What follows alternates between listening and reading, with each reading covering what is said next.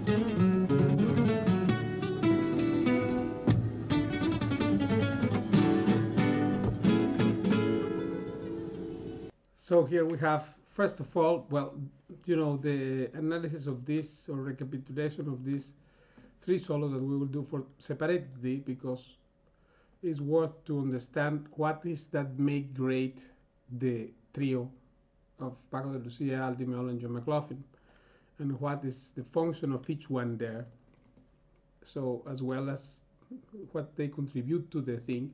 And we will start with the solo of McLaughlin because Paco said that this is he generally used to hate the recordings, live recordings, and much more with the trio because they give you no chance to do a mistake. So, but then, because this was played in 1982 in Mexico City, and he said this all when he saw the song, said, well, I did some mistakes. He played great actually there. You will see it in the part that we analyzed of his solo. But he said when he was watching that, that this solo is the most incredible thing, and it's true because I see many, how many solos of Spain are there, but this here has so much of the language of modern harmony. First of all, we start by differentiating Aldi Meola and John McLaughlin from the fact that Aldi Meola is more linear in his approach, right?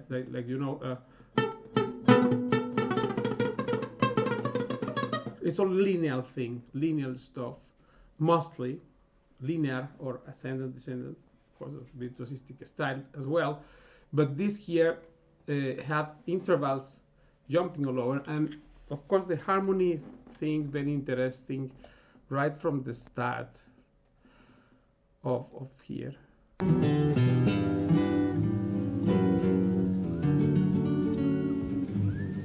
major. You see, this was a weird thing there because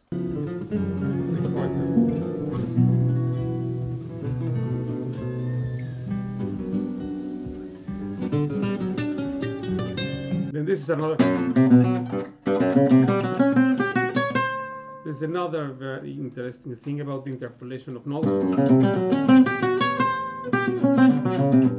That how he used that thing there to resolve to the following chord, B minor.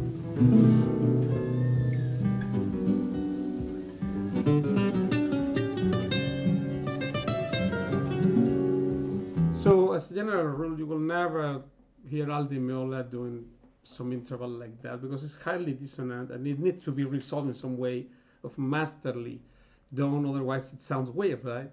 Because you notice there that these extensions, altered extensions, are that what makes spicy the food, so to say, in a solo.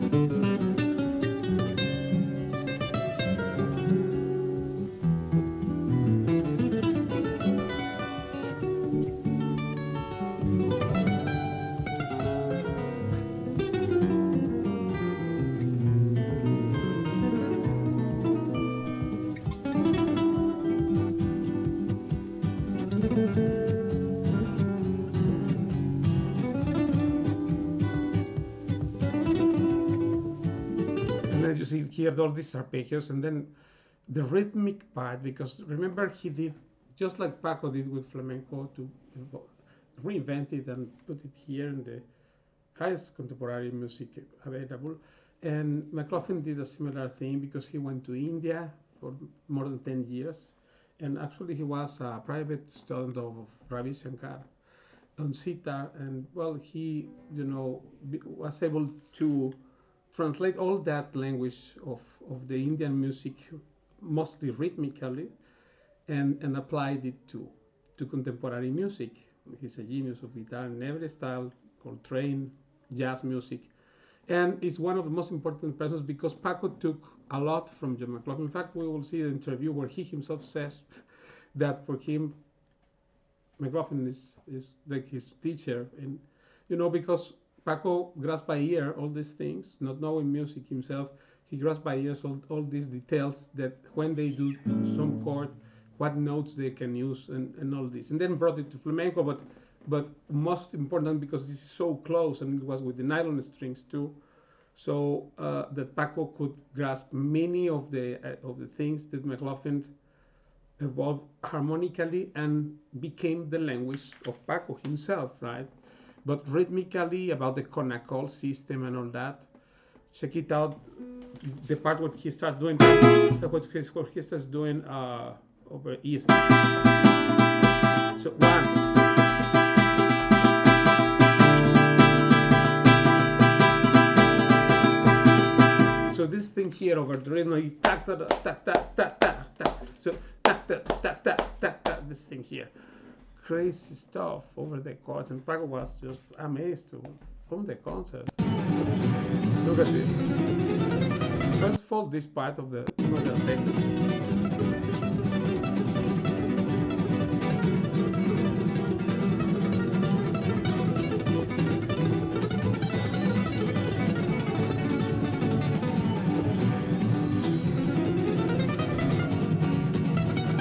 By the way, this one's also, people like Frank and Ballet use this as well as like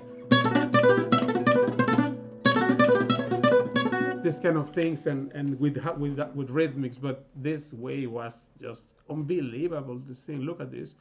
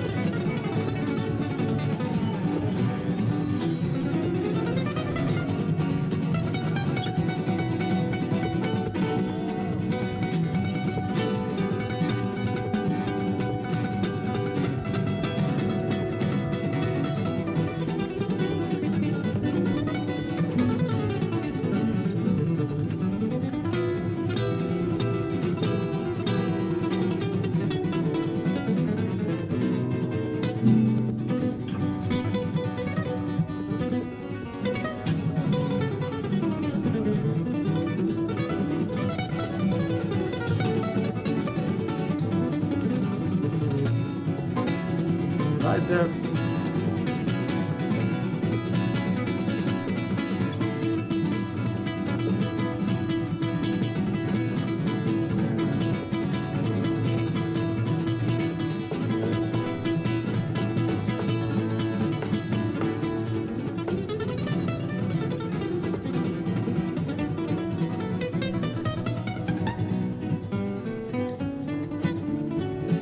This is just most unbelievable thing. And what about the other idea of the arpeggio he put somewhere? You know this thing. ¿Cómo es eso?